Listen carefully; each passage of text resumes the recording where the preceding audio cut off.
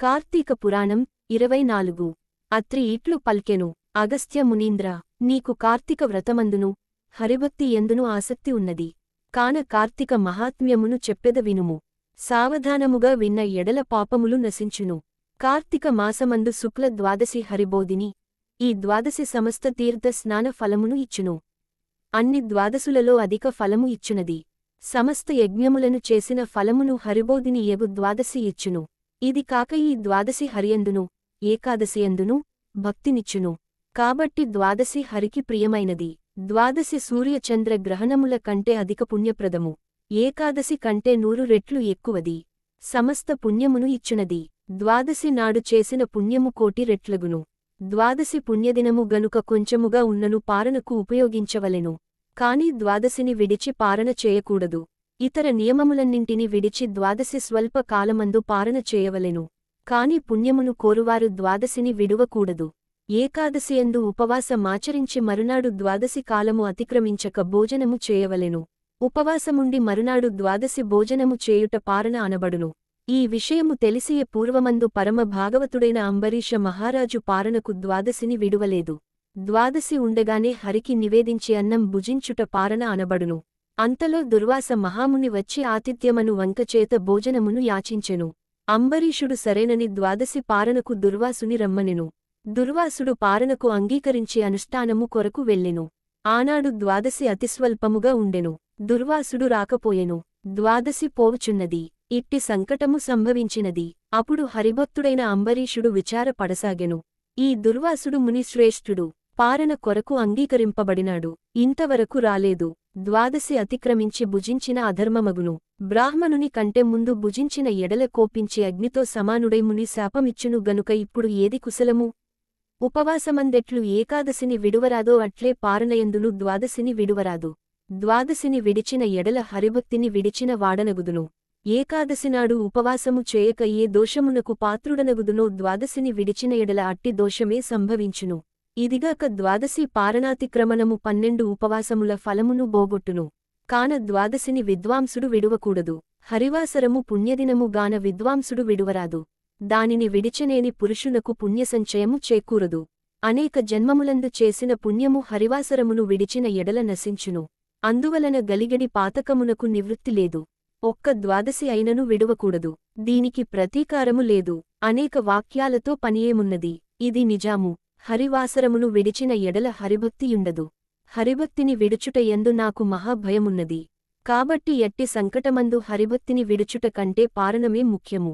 బ్రాహ్మణ శాపము వలన నాకేమియు భయములేదు. శాపము వలన కల్పాంతము దుఃఖము రానిమ్ము.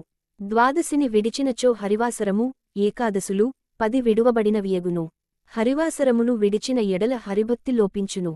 గనుక హరిభక్తిని విడుచుట కంటే బ్రాహ్మణ శాపమే కొంచెము మంచిది. కాబట్టి హరిభక్తికి లోపము తెచ్చుట కంటే బ్రాహ్మణుని కంటే ముందు భోజనము చేసి ద్వాదశి హరివాసరమును పోనివ్వక తద్వారా హరిభక్తిని నిలుపుకొనుట మంచిది. అట్లైన ఎడల హరియే కష్టాలు రాకుండా కాపాడును. అంబరీషుడు ఇట్లు మంచి మనస్సుతో నిశ్చయించుకుని వేదవేత్తలైన బ్రాహ్మణులను ఇట్లని అడిగెను.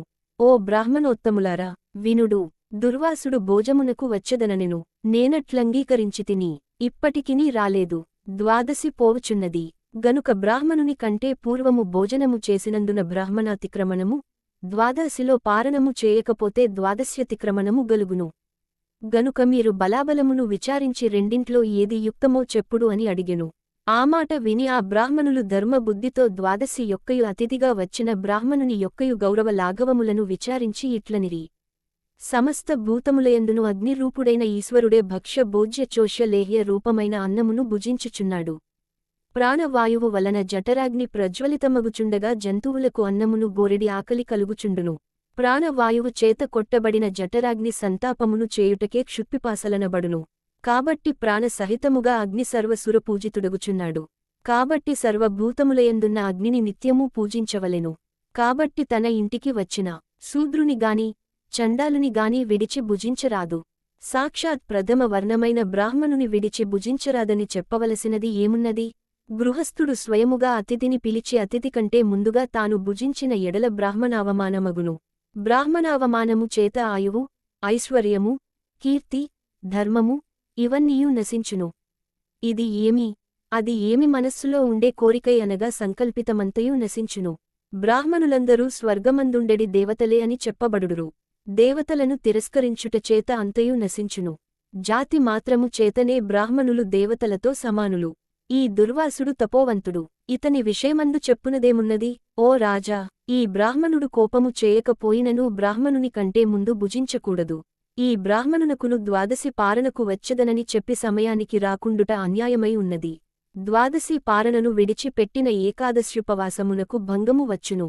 ఏకాదశి త్యాగమునకు ప్రాయశ్చిత్తము లేదు, బ్రాహ్మణాజ్ఞకు ప్రాయశ్చిత్తము లేదు. కాబట్టి ఈ రెండును సమానములుగా నున్నవి.